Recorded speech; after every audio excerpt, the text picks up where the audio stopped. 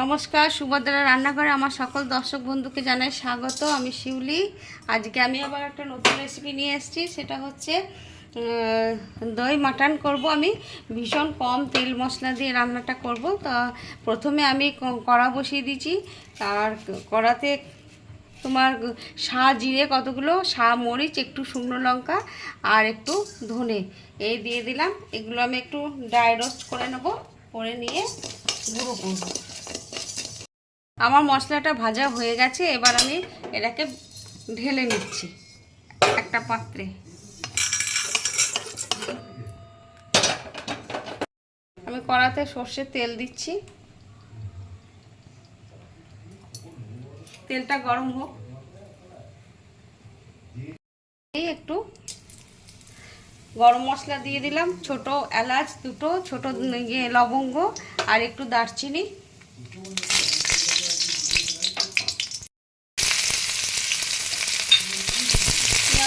ভাজা ভাজা করে নেব।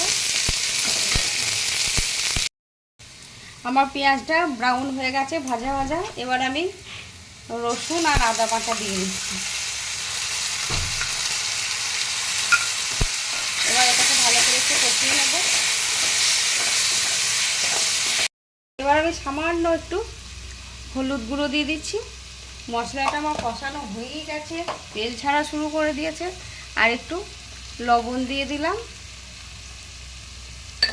আর একটু কাশ্মীরি রেড চিলি পাউডার দিয়ে দিচ্ছি অল্প করে। সব মশলাপাতি আমি ভীষণ অল্প দিচ্ছি, তোমরা দেখো, কারণ এখন ভীষণ গরম তো, সেই কারণে খুব একটা রিচ আমি করছি না।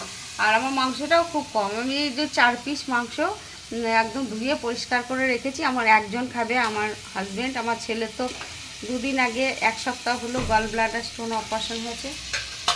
আমারও কিছুদিন আগে হয়েছে, যার জন্য একজনের রান্না। এবার আমি ভালো করে একটু কষিয়ে নেব। আমি এবার মশলাটা গুঁড়ো করে নিচ্ছি। অল্প মশলা বলে আমি শিলেতেই গুঁড়ো করে নিচ্ছি। একটু জিরের গুঁড়ো দিয়ে দিলাম অল্প করে। এবার আর একটু ভালো করে কষিয়ে নেব।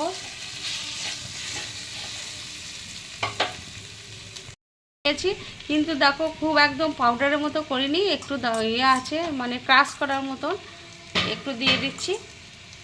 আবার কিছুক্ষণ পরে আবার একটু দিয়ে দেবো নামাবার আগে আগে। আমি টক দইটাকে ভালো করে ফেটিয়ে নিয়ে দিয়ে দিচ্ছি। 1 বাটি মতো দই দিয়ে দিলাম। আমার মশলাটা কষানো হয়ে গেছে, দেখো তেল ছাড়া শুরু করে দিয়েছে।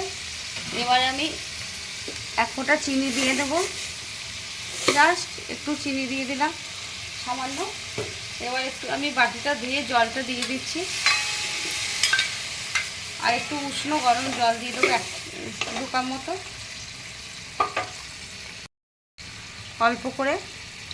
এবার আমি গ্যাসটাকে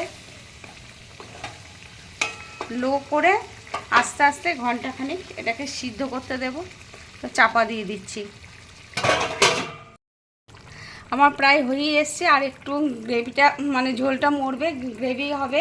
আমি যে মশলাটা ভেজে রেখেছিলাম কষাবার সময় দিয়েছি, আর বাকিটা এখন আমি দিয়ে দিচ্ছি। এবারে আর একটু ফুটে গেলে আমি নামিয়ে দেবো। আমি চাপা দিয়ে দিলাম। আমার মাটন, দই মাটন রেডি। এই দেখো সুন্দর হয়ে গেছে, একদম রেডি হয়ে গেছে। এবার আমি গ্যাসটা অফ করে দিচ্ছি, আমার আর কিছু দেওয়ার নেই, অফ করে দিলাম। এবার কিছুক্ষণ পরে আমি সার্ভ করে দেবো। ধনেপাতা কুচি তোমাদের কাছে থাকলে তোমরা দেবে, আমার কাছে এখন নেই। আমি দিলাম না, আর বাড়িতে সবসময় পছন্দও করে না আমাদের। ঠিক আছে, আমার দই মাটন রেডি এবং সার্ভ করে দিয়েছি। তোমরা দেখো, অসম্ভব সুন্দর হয়েছে খেতে।